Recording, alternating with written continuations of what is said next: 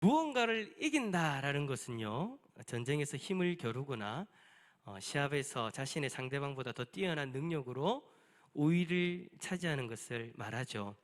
뿐만 아니라 감정이나 그리고 욕망 따위들을 억누를 때, 그리고 고통이나 고난을 참고 견뎌냈을 때 이겼다라고 그렇게 이야기하죠. 그래서 무언가를 이겼을 때, 누군가 아니면 내 감정, 어떤 내 상황을 이겼을 때 우리는 다들 성취감이라는 것을 경험합니다. 그 성취감이 너무나도 좋은 것이기 때문에 우리는 항상 그렇게 이기기를 원하죠.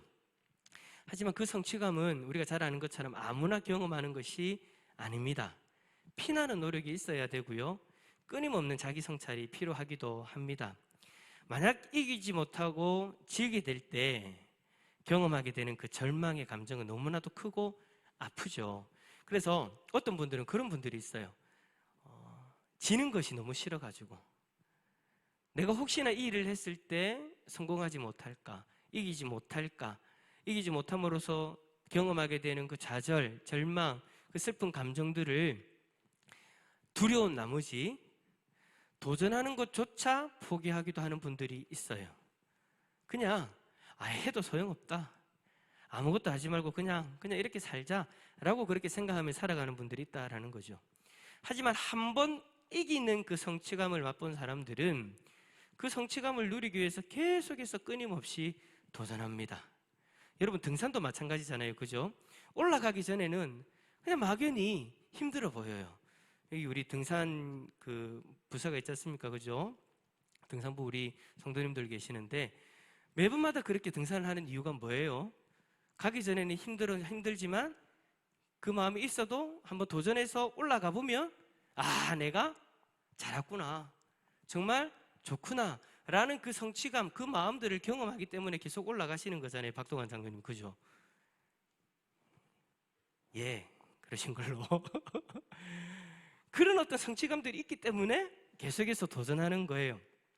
여러분, 혹시 승자 효과라는 거 아십니까? 승자 효과. 이 승자 효과라는 것을 제가 설명해 드리기 위해서 몇 가지 예를 드리려고 하는데요. 여러분, 개복치 아세요? 푸른 개복치.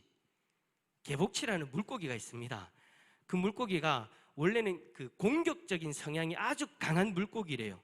그래서 어느 날 이 푸른 개복치를 저렇게 생겼어요. 이 푸른 개복치를 세 그룹으로 나눠요. A 그룹, B 그룹, C 그룹, 세 그룹으로 나눴는데 A 그룹은 개복치들끼리만 모아놓은 그룹이고요, B 그룹은 덩치가 큰 물고기들 속에 이 개복치들을 몇 마리 넣어놓은 거예요.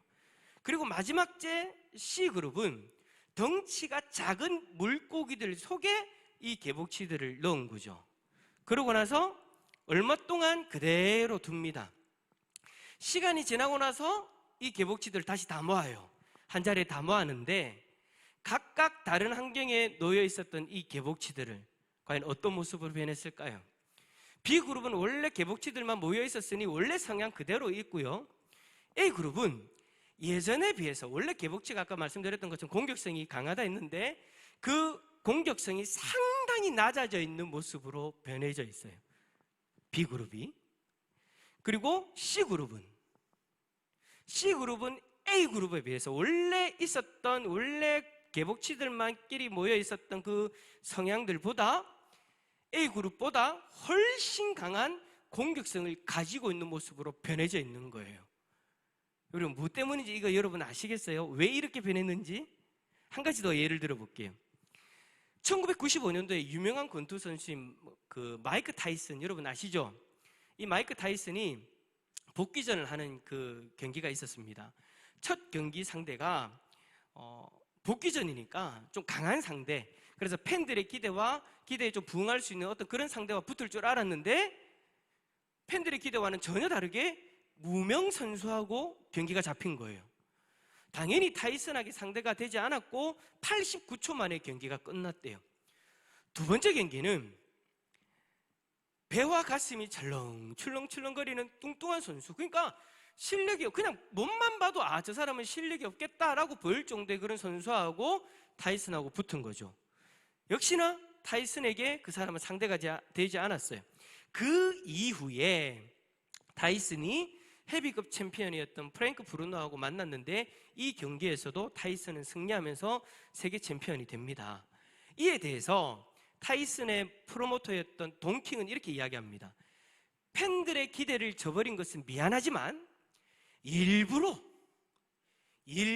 복귀 전 첫 경기부터 약한 상대와 경기를 치르겠다라고 그렇게 이야기를 해요.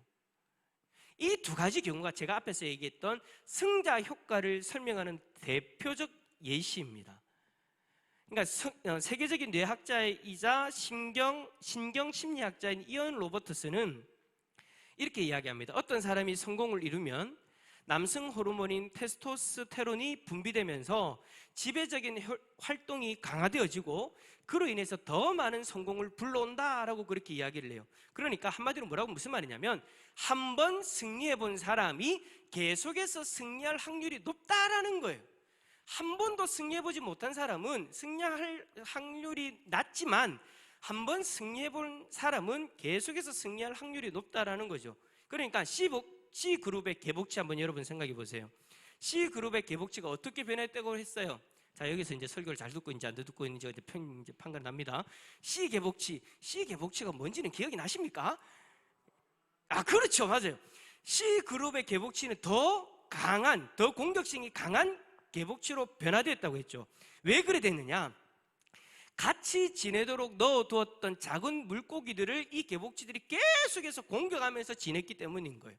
그러니까 아까 얘기한 승자 효과에 빗대어서 이야기를 한다면 한 번 승리를 하고 이겨보니까 계속해서 이기는 것들만 하고 있는 거예요.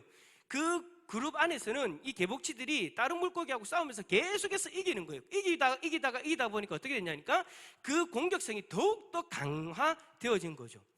타이슨도 3년 만에 복귀전이었기 때문에 큰 경기를 위해서 작은 경기에서 먼저 이겨봐라는 거예요.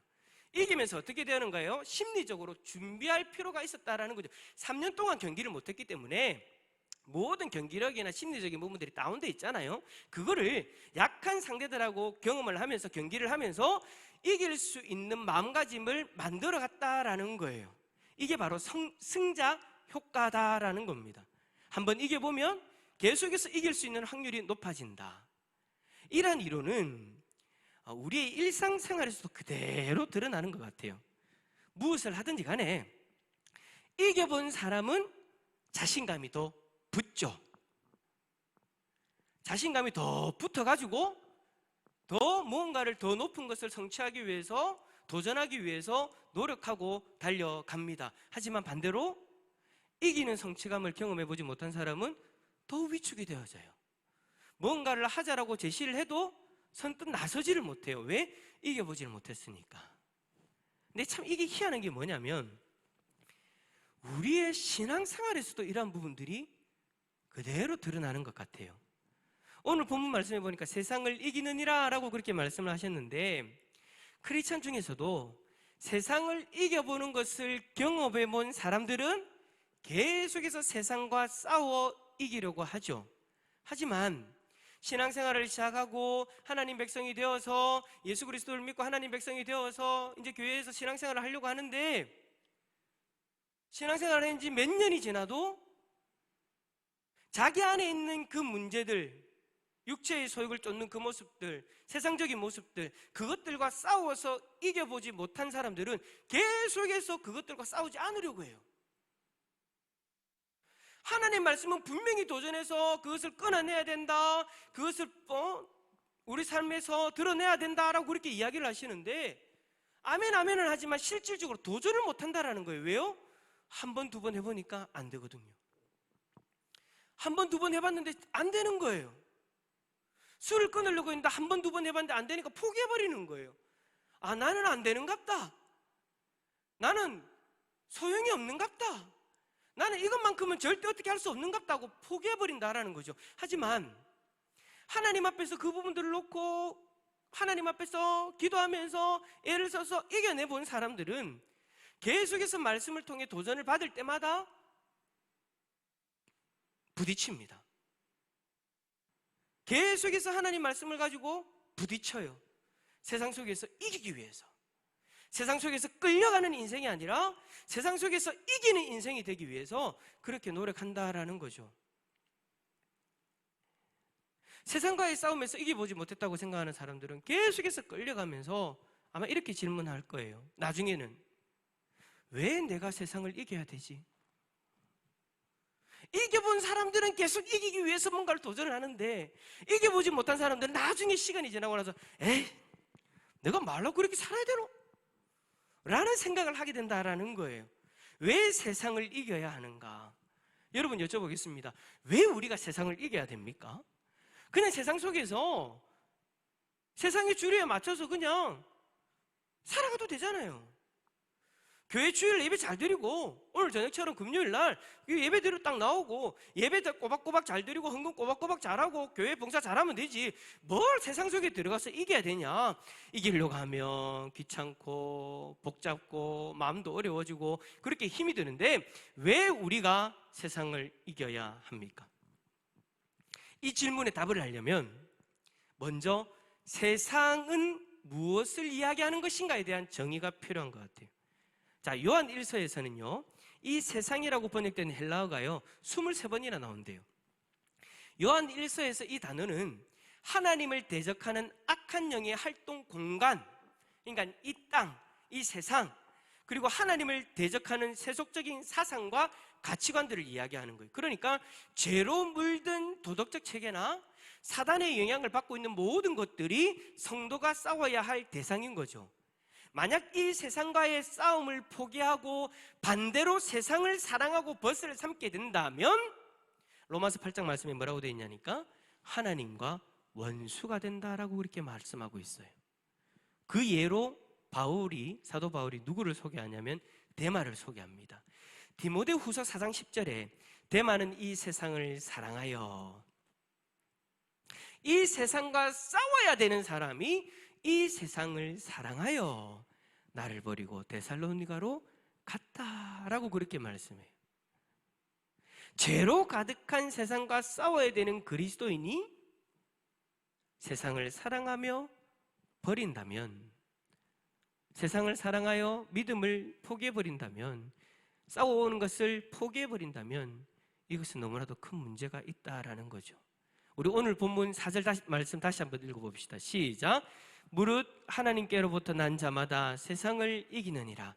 세상을 이기는 승리는 이것이니 우리의 믿음이니라. 아멘. 무릇 하나님께로부터 난 자마다 세상을 이기느니라. 하나님께로부터 난 자가 누구예요? 바로 저와 여러분들이잖아요. 하나님 백성으로서 이 땅 가운데 살아가고 있는 우리가 세상을 이기느니라 라고 말씀하고 있는 거예요. 왜 우리가 세상과 싸워야 되냐고요? 성경에서 우리라는 존재가 세상과 싸워야 되는 존재다라는 것을 이야기하기 때문에 우리는 세상과 싸워야 되는 거예요. 근데 여러분 여기서요 좀 특이한 점이 하나 있어요. 우리가 세상과 싸워서 우리가 이겨야 한다가 아니에요. 우리가 세상과 싸워서 이겨야 한다가 아니라 뭐라고 적혀 있었어요? 이기느니라. 이기느니라. 하나님께로부터 난 자마다 이겨야 한다가 아니라 뭐라고요? 이기느니라. 여러분 이 말이 무슨 말이에요? 이긴다라는 것 이것 자체가 우리의 선택, 우리의 노력으로 결정되는 것이 아니라 이미 우리에게 주어진 이김이라는 것을 이야기하고 있는 거예요. 여러분 요한복음 16장 33절에 이렇게 기록되어 있습니다. 한번 읽어봅시다. 시작. 이것을 너희에게 이르는 것은 너희로 내 안에서 평안을 누리게 하려 함이라. 세상에서는 너희가 환난을 당하나 담대하라. 내가 세상을 이겼노라. 할렐루야. 우리가 예수님으로 하여금 이기게 만들어 드리는 것이 아니라, 우리의 삶으로 예수님을 이기게 만들어 드리는 것이 아니라 이미 예수님이 이겼다라고 그렇게 말씀하시는 거예요. 우리가 세상에서 고난을 당해서 패자처럼 보일지 몰라도, 비참하게 보일지 몰라도 실상은 우리가 진 것이 아니라 이미 예수님이 이겨놓은 싸움 가운데 있다라고 이야기하는 거예요. 참 이 말이요 여러분 우리에게 희망이 되는 말씀인 줄 믿습니다. 왜냐하면 우리의 모습을 보면 세상이 참 패자 같고 수많은 유혹 속에서 패자처럼 그렇게 보이기 때문이죠.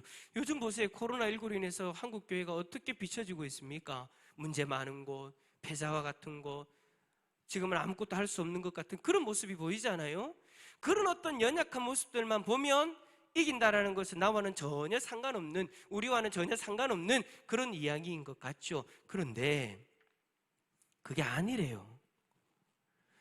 우리의 이김은 우리의 힘으로 이루어내는 것이 아니라 예수님의 이김이 우리의 이김이 되어진다라고 말씀하십니다. 할렐루야. 우리는 이미 예수 그리스도 안에서 승리를 경험한 자입니다. 나 혼자 세상과 피 터지게 싸워가지고 첫 승리를 맛보아야 되는 것이 아니에요. 이미 우리는 예수 그리스도를 통해서 세상과 싸워 이긴 하나님의 백성 안에 다 들어가는 거예요. 저나 우리 성도님들 한 분 한 분이 이미 그 승리의 공동체 안에 다 들어왔다라는 거예요. 어떻게 해요? 예수 그리스도를 믿음으로. 우리 5절 말씀 읽어봅시다. 시작. 예수께서 하나님의 아들이심을 믿는 자가 아니면 세상을 이기는 자가 누구냐? 아멘. 예수님을 하나님의 아들로서 믿는 우리가 세상을 이긴 자들입니다. 할렐루야. 우리 옆에 있는 분에게 이렇게 얘기합시다. 당신이 이긴 자입니다. 시작. 할렐루야. 이것이 우리의 진정한 모습이다라는 거예요. 이 승리는 이미 우리에게 주어졌고 예수님이 다시 오실 때 더 확실하게 그것이 드러날 거예요. 언제요? 예수님이 심판하실 때. 그렇기 때문에 승자 효과, 앞에서 제가 설명했던 그 승자 효과를 대입해서 우리의 삶에 본다면, 우리의 신앙에 비추어 본다면 우리는 이미 승리를 경험하였기 때문에 앞으로 이 땅에서 세상과 싸울 때 더 유리한 고지에서 싸워 이길 수 있는 존재라는 거예요. 나는 세상과 싸워서 이겨본 적이 없어서 안 돼, 나는 하려고 할 때마다 다 실패해서 라고 생각하시는 분들이 있다면 그 생각 여러분 잘못된 거예요. 나는 안 돼? 아니에요. 한 번의 실수, 한 번의 잘못된 선택으로 여러분이 졌다 할지라도, 넘어졌다 할지라도 여러분은 진 존재가 아니에요. 그 생각은 여러분 사단이 주는 생각이에요. 예수님이 주시는 그 마음이 아니에요. 여러분은 예수 그리스도를 믿음으로 이미 세상과 싸워서 이긴 존재입니다. 예수 그리스도의 이김은 이미 여러분의 이김이 되어버렸어요. 그러니 여러분은 이미 이긴 자로서 세상과 싸우면 되는 거예요. 이긴 자로서 세상과 싸울 때 이렇게 비굴하게 나갑니까? 아, 되겠나? 되겠나? 아니죠. 이긴 자로서 전쟁에 나갈 때는 어떻게 나가는 거예요? 당당하게. 나는 이미 예수 그리스도 안에서 이긴 자이기 때문에 나는 이 전쟁에서 반드시 승리할 것이다. 할렐루야. 그 확고한 모습을 가지고, 그 당당한 모습을 가지고 어깨 딱 펴고 세상하고 맞짱 떠야 되는 거예요. 세상하고 싸워야 되는 거예요. 이미 우리에게는 이김이 보장되어져 있기 때문에 그렇게 나가면 된다라는 거죠. 그러나 사단의 미혹으로 혹시 넘어져 있습니까? 세상의 핍박으로 혹시 넘어져 있나요? 그렇다면 우리에게는 예수 그리스도의 이름으로 회개하는 길이 있잖아요. 회개하고 다시 하나님 백성답게 서면 되는 겁니다. 왜요? 우리의 한 번 넘어짐이 완전한 패배가 아니기 때문에. 만약에 여러분 우리가 신앙생활을 하다가 내 힘으로 어떻게 해서 내가 승리해야 된다, 이겨야 된다, 근데 졌어요. 만약에 그렇게 졌을 때 내 힘으로 하니까 안 된다, 모든 것이 끝이다 하면 어쩔 수 없어요. 그걸로 인해서 내 승리가 결정되는 거면 어쩔 수 없어요. 기회는 없어요. 하지만 우리는 그게 아니라는 거예요. 이미 우리에게는 승리가 결정되어져 있고 잠시 우리가 넘어진다 할지라도 이 결정되어져 있는 승리 때문에 다시 예수 그리스도의 이름으로 회개하고 다시금 하나님의 은혜를 바라보면 이 승리의 자리에 얼마든지 설 수 있는 것이 우리들 삶이다라는 것이죠. 사랑하는 성도 여러분, 이 확신이 있으면 여러분은 세상과 얼마든지 싸워 이길 수 있습니다. 이긴 자로서 세상과 싸울 수 있는 우리 성도님들 다 될 수 있기를 축복합니다. 우리에게 중요한 것은요, 예수 그리스도를 믿는 믿음이지 여러분들의 능력이 아니에요. 여러분에게 믿음이 있다면 여러분은 이미 이긴 자이고 이 승리를 예수님이 오실 때까지 누릴 수 있는 자들입니다. 그러니 이긴 자로서 세상과 싸우시기를 바랍니다. 자, 그런데요, 여러분, 마지막으로 승리 효과의 부작용이 있대요. 승리 효과에 뭐가 있다고요? 부작용이 있대요. 승리 효과로서 한번 이긴 자가 계속해서 이길 때 생기는 부작용이 뭐냐? 공감 능력이 떨어진대요. 왜? 계속해서 이기니까 누군가를 이해하려고도 하지 않고 그 승리에 도취되어져 있는 거예요. 그러면서 함부로 권력을 휘두르게 된대요. 뭐 자신의 일이 잘 된다, 계속해서 잘 돼간다? 그러면 이제 교만이 하늘을 찌르는 거죠. 거듭된 성공에 눈이 멀어져서 자신의 성공이 당연한 것인 양 착각하고 자만하게 된다라는 거예요. 자, 근데 중요한 거는요, 이 부작용이요, 희한하게 우리 믿음의 백성에게도 그대로 드러납니다. 우리가 예수 그리스도를 믿음으로 이겼지 않습니까? 세상을. 그런데 이 믿음조차도 하나님이 주신 선물이죠. 그런데 어느 순간 이 믿음이 나의 행위로 인한 것으로 여겨지기 시작하고 나의 의가 되어져 있는 거예요. 그 믿음으로서 우리가 신앙생활하는 그 모든 어떤 모습들이 나의 의로 여겨져 있는 거예요.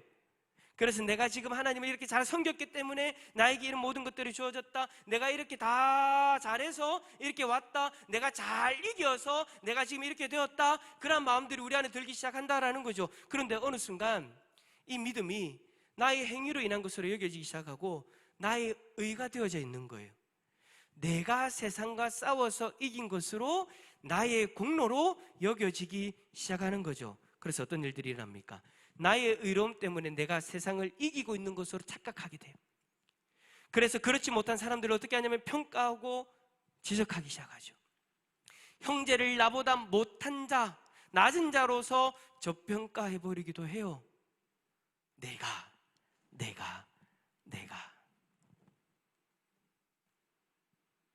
힘이 있고 거룩해서 세상을 이겼다.